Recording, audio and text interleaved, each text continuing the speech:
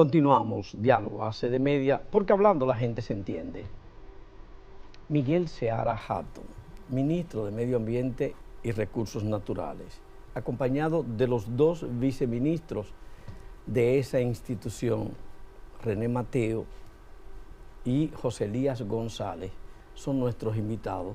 Y vamos de entrada al abordar el tema pidiéndole al ministro Seara Hatton una panorámica de la situación de los recursos naturales, del medio ambiente, de la entidad no solo, sino del país, que es mucho más necesario conocerlo. Bien, mire, bueno, primero muchísimas gracias por tener la oportunidad de compartir con 4 y una dama, por supuesto, 3 y una dama, expertas y reconocidos profesionales del periodismo y de la comunicación. Es un placer, de verdad, y estar aquí en ACDN Medio. Mire, el tema ambiental pasó de estar desaparecido prácticamente, es un tema relativamente nuevo. Fue en el 72 que se publicó por primera vez un libro así de mucha importancia, que fue el informe del Club de Roma. En el año 87, creo, fue que se lanzó el informe de Brundtland, donde definía que el tema ambiental o de la sostenibilidad era un conflicto entre las generaciones presentes y las generaciones futuras. Hubo una larga discusión de cómo el modelo de crecimiento que se había llevado había empujado a una destrucción masiva de los recursos naturales, de los ecosistemas, una pérdida de biodiversidad. Y en ese contexto de un tema que prácticamente no existía, pasa a ser, si quieren, en 20 años, 25, 30 años, un tema central en el mundo y que está organizando la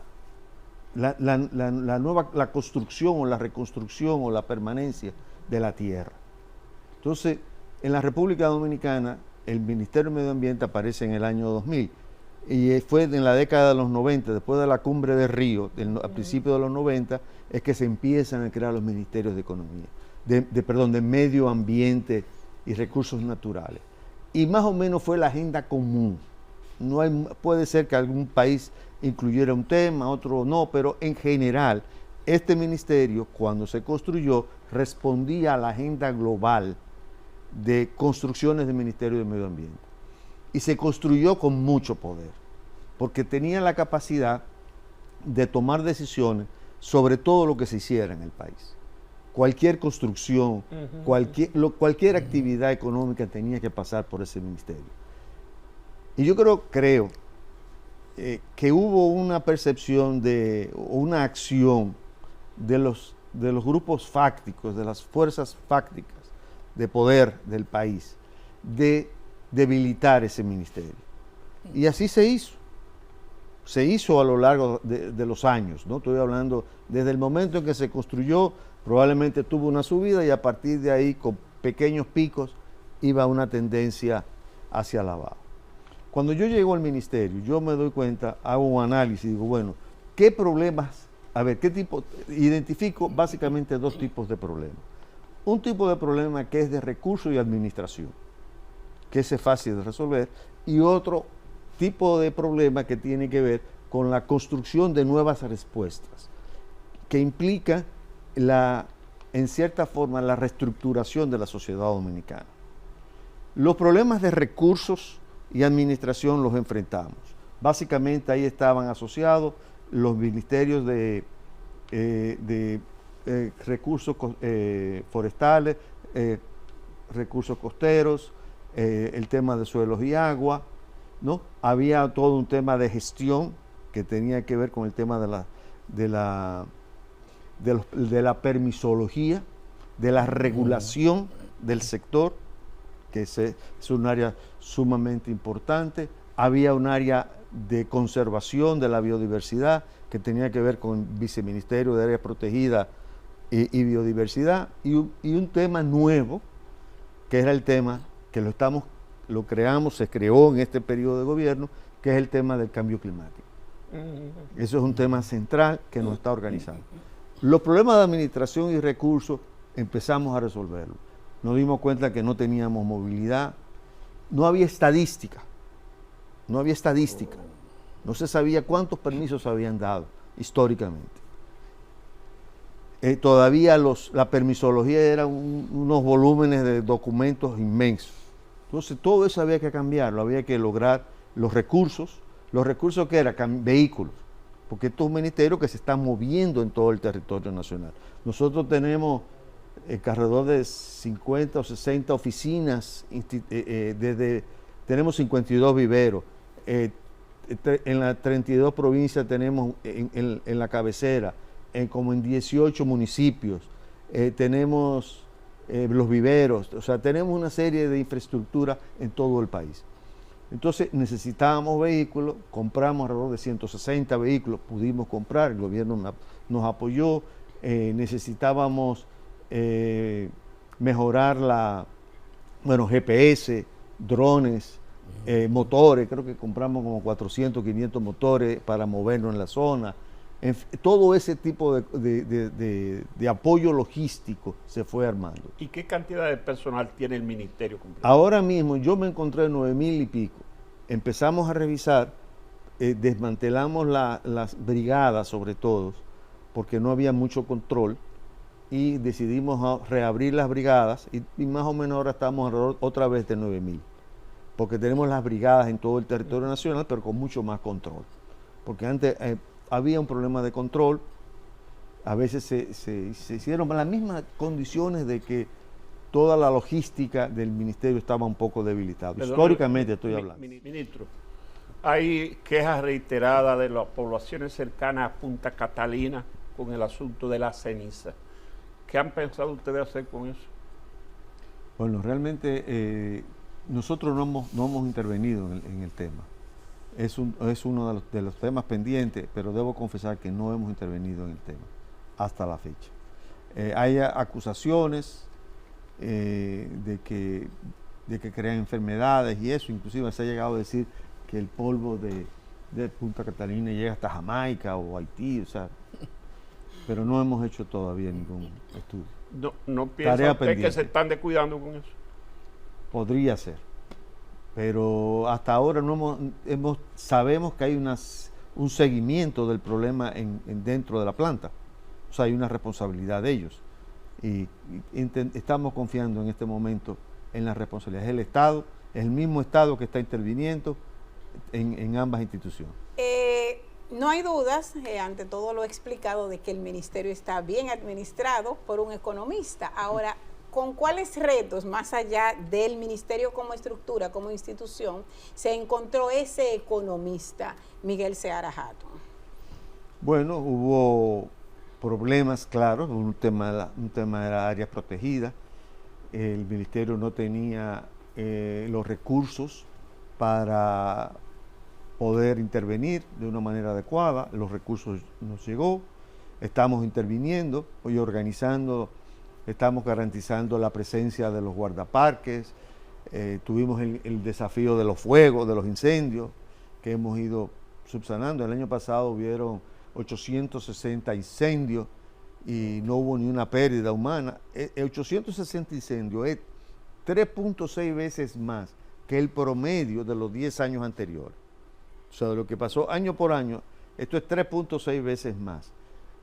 Ahora, ¿cuánto tenemos? 244. 244 en este año, pero fíjense que han pasado, no ha habido una sola persona fallecida y no ha habido una destrucción de infraestructura. En cuanto otra vez vuelvo a las áreas protegidas, uno de los grandes problemas que tenemos son los perímetros y la construcción de la infraestructura para que poder tener un sistema de protección, de guardabosques en la zona, guardaparques en la zona. Eso lo estamos resolviendo ahora en las principales áreas protegidas del país. Yo quisiera también decir que uno de los principales desafíos, y porque si me permiten, me gustaría que el área de suelos y agua explicara y recursos forestales, pero quiero decir algo. Hay un tema que para nosotros es central en este momento, que es la adaptación al cambio climático. Entonces, el cambio climático es el principal desafío que tenemos. Tenemos muchos desafíos, muchos. Y obviamente uno de esos es el tema del cambio climático y la adaptación. ¿Cómo vamos a enfrentar esto? Estamos viviendo, el año pasado fue el año más caliente que se registra en las estadísticas a nivel mundial. Nosotros estamos en una zona de extrema fragilidad, somos una isla, estamos en una trayectoria de huracanes, con temperaturas cada vez aumentando más. Acuérdense que cuando hablan de una temperatura promedio o de un aumento de temperatura promedio, ese aumento hay países donde la temperatura aumenta 1 grado, pero en otros países aumenta más. Entonces, ¿qué está ocurriendo? Que la zona del globo terráqueo que ocupa, donde estamos nosotros, es de las zonas más perjudicadas en cuanto al aumento de la temperatura. Y por eso tenemos situaciones tan extremas como lluvias, periodos de lluvia muy intensos o sequía muy intensos. Entonces, ahí vamos a tener que, los dominicanos y dominicanas, vamos a tener que aprender a hacer las cosas de una manera diferente, de una forma más amigable con los ecosistemas, con la biodiversidad y con el medio ambiente en general. Ese es el gran desafío que tenemos por delante. ¿Qué está haciendo medio ambiente frente a un tema como el del agua, que se está convirtiendo en el principal problema del mundo? O sea, incluso se vaticinan que las próximas guerras ya no serán sino por el agua. Antes tal vez por el oro, por el petróleo, pero ahora lo que se tiene pendiente y presente es que las próximas guerras podrían ser por el agua. Todo el mundo está cuidando sus reservas de agua, todo el mundo está atesorándola de una manera que en Estados Unidos la tienen como reservas estratégicas. Ellos, ¿qué estamos haciendo nosotros? Muy bien, el tema del agua, como usted lo dice, nosotros como país somos un país privilegiado, en términos de que en el territorio nacional nos caen unos 1.500 milímetros de lluvia, de manera consistente desde el 1970, que es donde tenemos datos estadísticos. Sin embargo, a esa riqueza que tenemos de manera natural, para que tengan una idea, solamente América del Sur, algunos países nos superan, que tienen un promedio de 1.600 milímetros. Pero tenemos también una situación, y es que nosotros estamos muy cerca del trópico de Capricornio, lo que quiere decir que la incidencia de los rayos solares hacen también que la evapotranspiración sea bastante elevada. Entonces, frente a esa situación de mucha agua, pero mucha evaporación, el país tiene muy poca presa. Nosotros tenemos unas 34 presas que nos permiten almacenar un 10% de las aguas nacionales. Cada vez que anunciamos que el país está promoviendo la construcción de una presa, aparecen siempre sectores que se oponen. Realmente, de ese 9%, para tener seguridad en la entrega de agua para los usos como agua potable, generación de energía, agricultura, que es la que más consume, se necesita almacenar aproximadamente el 40% de las aguas nacionales, es decir, 4 veces más que lo que tenemos. Entonces, ¿qué estamos haciendo frente a esos desafíos? También el cambio climático, el hecho de ser una isla nos coloca dentro de, vamos a decir, de los 15 países más vulnerables al cambio climático. Entonces, nosotros desde que llegamos al ministerio, lo primero fue que llamamos a todos los que han estado envueltos en la protección de los recursos naturales en el país y junto con ellos discutimos un plan nacional de manejo de cuencas. Y en ese plan nacional establecimos 5 cuencas como las principales del país. Estamos hablando de Yaque del Norte, Yaque del Sur, del Yuna, de los Sama y evidentemente el Nizao, que es el que tiene mayor infraestructura hidráulica, o sea, 4 presas, 3 presas y un contraembalse. Entonces ahora mismo estamos trabajando con una serie de componentes en cada una de esas 5 cuencas, en la que más hemos trabajado en las cuencas del Nizao. Ahí tenemos tareas de reforestación que explicará José Elías más adelante. Tenemos programas de conservación de suelo a través de infraestructuras hidráulicas que nos permitan bajar el nivel de energía. También tenemos trabajo comunitario, porque no podemos pedirle al ciudadano que vive en la cuenca que cuide el agua que nosotros consumimos acá abajo. Entonces estamos trabajando también con las comunidades en entrenamiento, por ejemplo, que envuelven agroforestería, o sea, cómo producir de una manera amigable en el ambiente, control de torrentes, porque por ejemplo el trópico, como ustedes saben, las lluvias son intensas y de corta duración.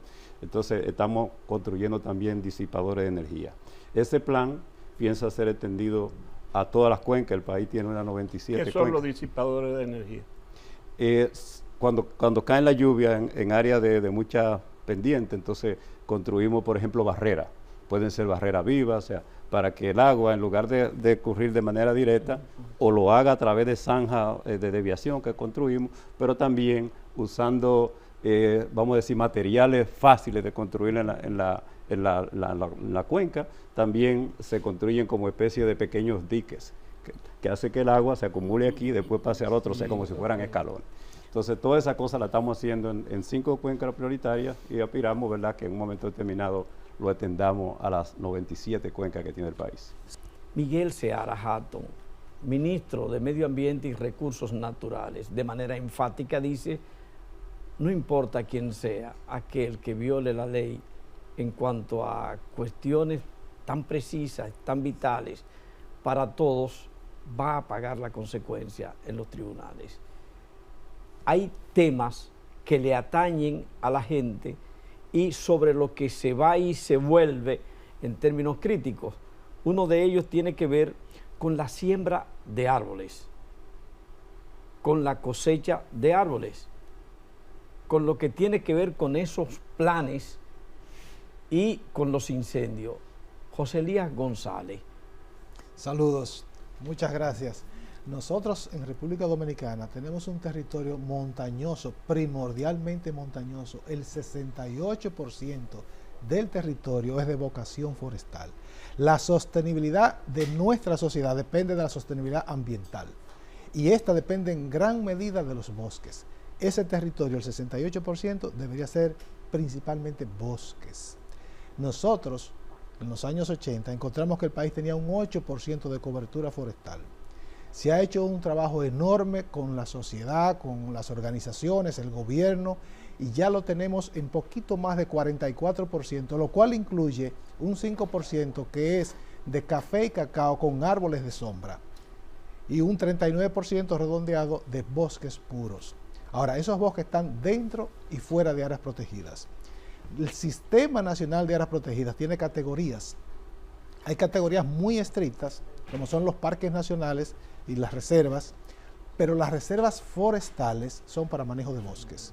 Entonces en el medio hay varias categorías. Entonces hay permisología para esas categorías. Las más delicadas son para visitación, son para estudios, para conservación de la biodiversidad, pero las que tienen menos restricciones son manejo de bosques y otras actividades.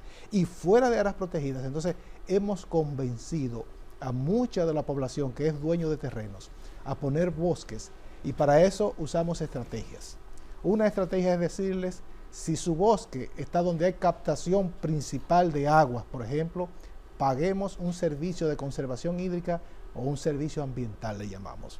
Y así el país ya tiene una ley de pago por servicios ambientales y estamos comenzando a pagar servicios ambientales para conservación de esos ecosistemas forestales, con todo lo que contienen y con la producción de agua y los demás. Ahora también tenemos otra estrategia, el manejo forestal sostenible. Le decimos al propietario del terreno, si usted conserva su bosque, si usted maneja su bosque, le permitimos aprovechar una parte de ese bosque y seguir poniendo bosque para que siempre haya bosque. Y eso lo aprobamos en el ministerio y lo supervisamos. Entonces, así él tiene garantía de que en su finca podrá tener ingresos por manejo de bosques. Es decir, que con esas dos estrategias y la unimos con aquel que no tenía bosque, solo un terreno que podía ser de producción de cualquier otro tipo, y le decimos, si pones bosques, te damos un certificado de plantación con derecho al corte. Entonces, cuando esté de provecho, él sabe que ese bosque es suyo y podrá ir aprovechándolo sin destruirlo. Esas son estrategias que estamos aplicando para conservar los bosques. No obstante, todavía hay una parte de la población que, por ejemplo, para producción agrícola quiere eliminar los residuos con fuego. Y al poner fuego sin las precauciones debidas, puede pasar y convertirse en un incendio forestal en el bosque. El año pasado tuvimos más de 1.200 reportes de que hay un fuego en tal sitio, y nuestros bomberos fueron y apagaron de eso 860. Los otros eran una alarma que no había que apagarlo, realmente era solamente un punto caliente, la gente se alarmó, pero 860 tuvimos que apagarlo, algunos de gran magnitud. En otros países ha habido pérdidas de vidas humanas, grandes pérdidas de infraestructuras. En nuestro país, nuestros bomberos están muy especializados, y con el apoyo del señor presidente y del señor ministro y de todo el equipo del ministerio y de otras entidades como las Fuerzas Armadas y la sociedad civil, logramos manejar los incendios. Ahora en este año ya llevamos 244 incendios apagados, pero nosotros no solamente nos limitamos a eso. En nuestros viveros hoy día tenemos 12.4 millones de plantas y contratos por más de 15 millones de plantas. Discúlpame, ¿cuál es la principal causa de esos incendios? Es decir, pueden ser involuntarios, sí. Alguien que le pega fuego hace una brisa, es el sistema del calentamiento. ¿Cuál es la principal causa en el país? Mire, más del 60% tienen origen agropecuario. O sea, gente que quiere cultivar y quiere limpiar sus terrenos. Entonces, esa es la principal causa en este momento. No quitamos que hay otras causas, un 1% descargas eléctricas y demás, y en el medio hay otras causas que pueden ser una gente enojado o alguien a propósito. Sí. Es esa población que por rabia, por lo que sea, prende hace un fuego que se convierte en incendio. Sí. Entonces, nosotros cuando conseguimos las pruebas, lo llevamos a la justicia, y hay personas que tienen procesos serios en justicia y que ya han hecho cárcel, porque están atentando contra la sostenibilidad ambiental al provocar un incendio.